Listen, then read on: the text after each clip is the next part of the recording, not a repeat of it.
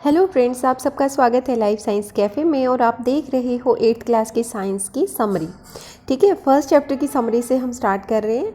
First chapter हमने complete कर लिया है, उसके शॉर्ट नोट्स हमने पूरे कर लिए हैं। उसके बाद समरी करेंगे और उसके बाद हम क्वेश्चन आंसर्स करेंगे। ठीक है, फर्स्ट चैप्टर की समरी कुछ इस तरह से है। In order to provide food to our growing population we need to adopt certain agricultural practices. जैसे आप सबको पता है कि हमारे देश की जो जनता है वो बढ़ रही है, पॉपुलेशन है वो बढ़ रही है, तो उन सबको खाना देने के लिए हमें अडॉप्ट करने पड़ेंगे कुछ एग्रीकल्चरल प्रैक्टिसेस, जिससे कि हमारी पैदावार जो है वो बढ़ जाए और सभी लोगों को खाना मिले। Same kind of plants grown and cultivated at a place constitute a crop. एक ही तरह के पौधे अगर एक जगह पे उगाए जाएं, कल्टिवेट किए जाएं, तो उनको क्रॉप कहते हैं। ठीक है, एक ही तरह के पौधे होते हैं और एक ही जगह पे उगाए जाते हैं। ऐसा नहीं है कि 5 गांव के लगा के आप एक गांव में 50 पेड़ हैं, दूसरे में 50 हैं, या फिर काफ़ी डिस्टेंस पे हैं ये पौधे, तो उसको आप क्रॉप बोलोगे। नहीं, एक ही जगह पे ग्रो किया जाता है, कल्टीवेट किया जाता है, उनको क्रॉप कहते हैं। एक ही तरह के पौधे होते हैं। In India crops can be broadly categorised into 2 types based on season. जो इंडिया में क्रॉप होती हैं वो सीज़न के बेस पे कैटेगराइज की गई हैं, डिवाइड की गई हैं। 2 तरह की क्रॉप होती हैं, रबी और खरीफ क्रॉप। ठीक है, रबी क्रॉप जो विंटर में होती हैं और खरीफ क्रॉप जो रेनी सीजन में होती हैं। रबी का हमने किस तरह से याद किया था कि सर्दी में हमें भगवान याद आता है ना, ठिठिर याद आ जाता है भगवान, तो रब याद आता है। ठीक है, विंटर सीजन में रब याद आता है।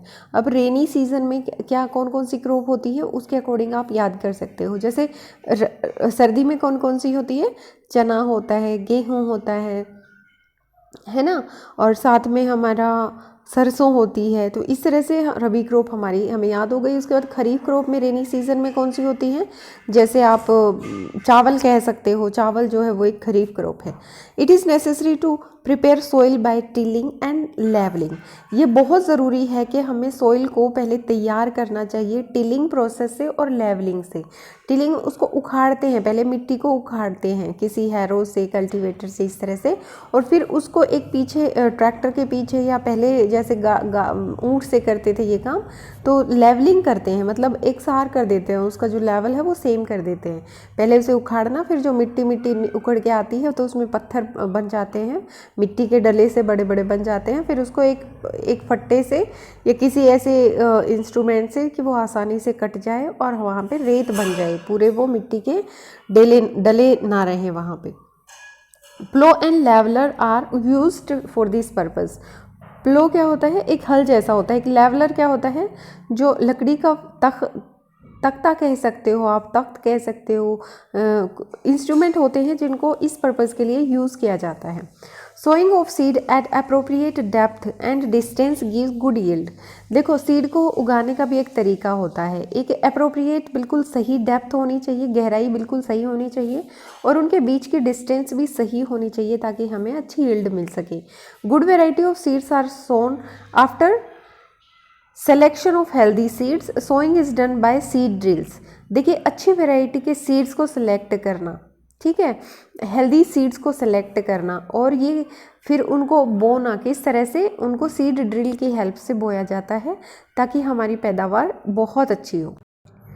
नेक्स्ट पॉइंट है, soil need replenishment and enrichment through the use of organic matter.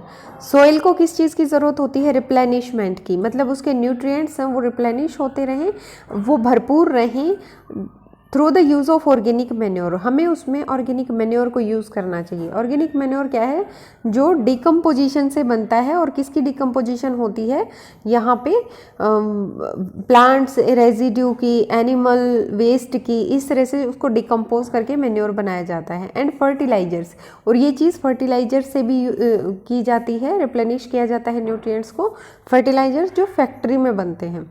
Use of chemical fertilisers has increased tremendously with the introduction of new crop varieties। जो केमिकल फर्टिलाइजर्स हैं उनको बहुत ज़्यादा तेज़ी से बढ़ा दिया गया है क्योंकि न्यू क्रॉप वेराइटीज़ जो हैं वो भी इंट्रोड्यूस की हैं। Supply of water to crops at appropriate interval is called irrigation. उसके बाद आता है जब हम क्रॉप को इरिगेट करते हैं तो एक इंटरवल पे करते हैं।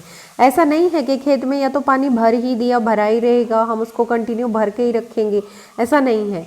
इंटरवल पे होती है, वो बिल्कुल सही अप्रोप्रिएट इंटरवल होता है, तभी हम उसमें सिंचाई करते हैं, उसे इरिगेशन कहते हैं। Weeding involves removal of unwanted and uncultivated plant called weed. Weeding में क्या होता है, रिमूव करते हैं हम उन प्लांट्स को जो हमें नहीं चाहिए या फिर हमारी मर्जी के खिलाफ वो वहाँ पे उग गए हैं, ठीक है, पैदा हो गए हैं। अनकल्टिवेटेड, जिनको हमने कल्टिवेट नहीं किया, ठीक है, उनको हटाना क्या होता है, वीडिंग होता है। और इन पौधों को क्या कहते हैं, वीड कहते हैं। Harvesting is the cutting of mature crop manually और बाय मशीन्स। हार्वेस्टिंग जो होती है, जो पौधों को की कटाई होती है, वो किस तरह से होती है, या तो हम उन्हें हाथ से काटते हैं मेच्योर होने के बाद, जब क्रॉप मेच्योर हो जाती है ना तब हाथ से काटते हैं, या उनको मशीन से भी काटते हैं, उसे हार्वेस्टिंग कहते हैं। Separation of grain from the carbs is called threshing. जब हम दाने अलग से निकाल देते हैं और भूसा अलग से निकाल देते हैं तो उसे थ्रेसिंग कहते हैं। थ्रेशर एक मशीन होती है जिसका हम प्रयोग करते हैं इस काम के लिए।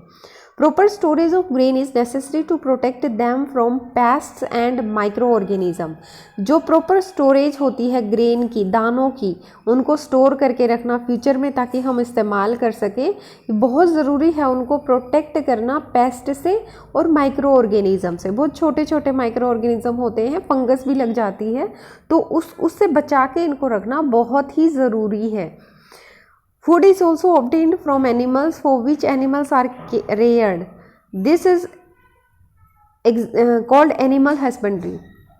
हमें खाना पेड़ों से नहीं, पौधों से भी मिलता है, ठीक है। जो खाना हमें एनिमल से मिलता है और उसके लिए एनिमल्स हमें रखने पड़ते हैं, पालने पड़ते हैं, इस प्रोसेस को क्या बोलते हैं, एनिमल हस्बेंड्री। तो ये थे हमारे फर्स्ट चैप्टर की समरी, जो आपको समझ में आ गई होगी। बहुत आसान है, बहुत इंटरेस्टिंग है, कुछ नहीं, डेली लाइफ में जो होता है वही इसमें लिखा हुआ है। और नेक्स्ट चैप्टर के लिए इंतज़ार करें। Thank you for watching live science cafe.